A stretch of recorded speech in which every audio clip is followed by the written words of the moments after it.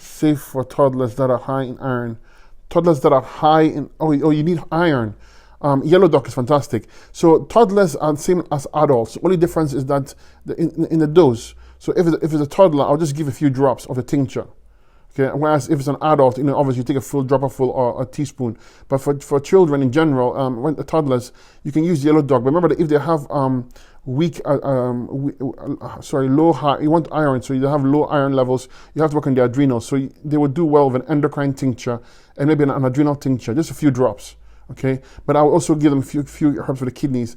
Actually, what I'll do is I'll give them the Fabulous 5 because it has everything in there, a few drops. And I'll give them a few drops of the endocrine and a few drops of the adrenals. That's it. That's enough. And when I say few drops, like 2 drops each, twice a day, that's what I would do. And keep it on a high fruit diet. And that's how you repair it, because it's an adrenal issue. Children today who are born today always have an adrenal issue. It's not a matter of if they have it, it's a matter of how bad it is. That's how bad it is. I've seen so many children's eyes, and they're worse than adults.